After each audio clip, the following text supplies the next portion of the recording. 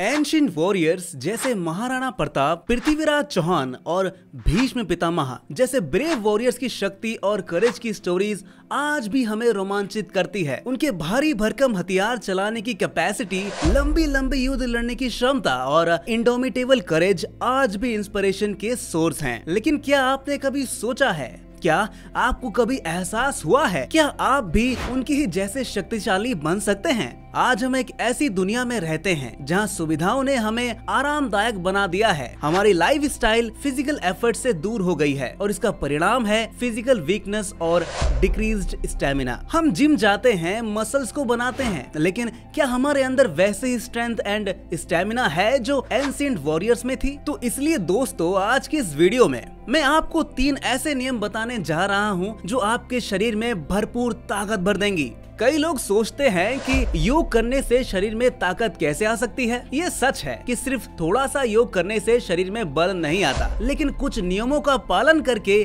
Yoga can become a wonderful source of strength. तो योग से भरपूर एनर्जी पाने के लिए आपको सिर्फ इन 3 रूल्स का ध्यान रखना है। Rule number 1, semen protection. Semen यानी वीर्य के प्रोटेक्शन से यह धीरे धीरे शरीर में ऊर्जा बनकर फैलता है, जिससे टेस्टोस्टेरोन का उत्पादन बढ़ता है। सेमन प्रोटेक्शन और योग के साथ बनी मांसपेशियां नेचुरल और सस्टेनेबल होती है। इससे मिलने वाली शक्ति का अंदाजा इस बात से लगाया जा सकता है कि भगत सिंह, चंद्रशेखर आजाद और स्वामी विवेकानंद जैसे महापुरुषों में अमेजिंग पावर थी। भगत सिंह ने 1 महीने तक अनशन किया था और अंग्रेजों के टॉर्चर का सामना भी किया था। जिम में बनी मांसपेशियां ब्रेक लेने पर कमजोर हो जाती हैं, लेकिन योग से प्राप्त मांसपेशियां नेचुरल और सस्टेनेबल होती हैं। इसका मतलब मैं ये नहीं कह रहा हूँ कि जिम बेकार है। मेरा कहने का मतलब है आप एक्सटर्नल स्ट्रेंथ के लिए बेशक जिम करो, लेकिन इंटरनल स्ट्रेंथ के लिए सीमन प्रोटेक्शन और योग जरूरी है। अब सीमन प्रोटेक्शन से ये बिल्कुल मत समझ लेना कि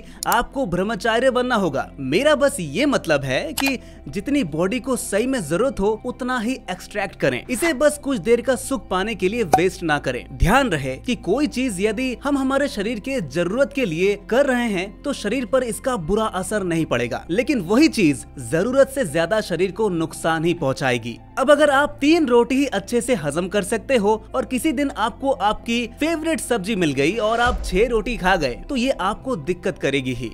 rule number 2, healthy meal. Yoga और फास्ट फूड तो ऐसे शब्द जो एक दूसरे के बिल्कुल अपोजिट हैं। योग जहां हेल्थ एंड बैलेंस पर फोकस करता है, वहीं fast food unhealthy and imbalance का सिंबल है। यदि आप योग का पूरा लाभ लेना चाहते हैं तो फास्ट फूड से दूरी बनाना होगा। लेकिन आखिर फास्ट फूड में ऐसा क्या है जिससे यह हमारे शरीर को इतना नुकसान पहुंचाते हैं? देखिए, फास्ट फूड में न्यूट्रिशन की कमी होती है, जबकि योग के लिए न्यूट्रिशन से भरपूर डाइट की आवश्यकता होती है। फास्ट फूड में कैलोरी, सैचुरेटेड फैट, सोडियम और चीनी की मात्रा अधिक होती है, जो मोटापा, हार्ट डिजीज, डायबिटीज और अदर हेल्थ प्रॉब्लम का कारण बन सकती है।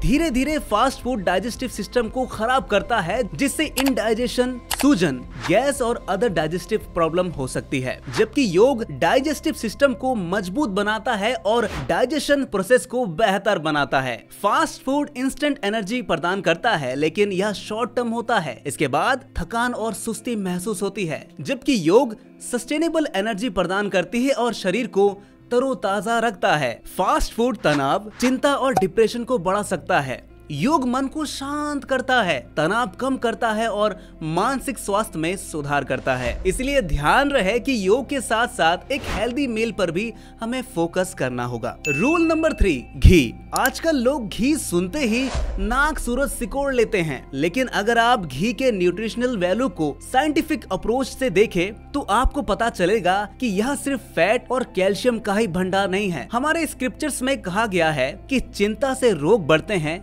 दूध से शरीर बढ़ता है और घी से वीर्य बढ़ता है। घी में 50% तक सैचुरेटेड फैट होती है, जो शरीर में टेस्टोस्टेरोन के स्तर को बढ़ाता है। इससे वीर्य भी शक्तिशाली बनता है। गाँव में अक्सर सुना जाता है कि पुराने जमाने में लोग घी खाते थे और इसलिए उनमें अमेजिंग पावर होती थी। कहा जाता है कि एक व्यक्ति ने अपने सिर पर पूरी बैलगाड़ी उठाकर गांव का चक्कर लगाया था। उसकी शर्त थी कि हर चक्कर के बाद वह घी में डुबाकर खजूर खाएगा। ये दर्शाता है कि घी कितनी शक्ति प्रदान करता है। लेकिन आजकल बाजार में मिलावटी चीजों की भरमार है, इसीलिए केवल देसी घी का ही सेवन करें। अब कई लोग कहते हैं कि घी पचाना मुश्किल होता है। ये सच है, खासकर यदि आपका डाइजेशन स्लो है। ऐसे में आप ज्यादा से ज्यादा फिजिकल वर्कआउट पर ध्यान दीजिए, जिससे धीरे धीरे आपका डाइजेशन स्ट्रॉन्ग हो जाएगा। दोस्तों, एक बार आप इन तीनों तरीकों को अपना कर देखिए, आपकी जिंदगी में ऐसे चमत्कार होंगे कि आप खुद भी सोच में पड़ जाएंगे। लेकिन ध्यान रहे कि अगर आपको किसी भी तरह का हेल्थ कंडीशन है तो ऊपर बताए किसी भी नियम को मानने से पहले डॉक्टर से एक बार सलाह जरूर लें। दोस्तों, अगर आप घर बैठे एक एक्सपर्ट आयुर्वेदिक डॉक्टर से सलाह लेना चाहते हैं तो आप नीचे डिस्क्रिप्शन बॉक्स में दिए गए फॉर्म को फिल करके अपना अपॉइंटमेंट बुक कर सकते हैं। हमारे आयुर्वेदिक डॉक्टर आपको जल्द से जल्द कॉल करने की पूरी कोशिश करेंगे। तो दोस्तों, अगर आपको लगता है कि इस वीडियो से आपको मदद मिली है तो लाइक बटन जरूर दबाइए और ऐसी हेल्थ टिप्स के लिए बैलेंस बूस्ट टीवी को अभी सब्सक्राइब करें। मिलते हैं नेक्स्ट वीडियो में, तब तक के लिए आप अपना ख्याल रखिए।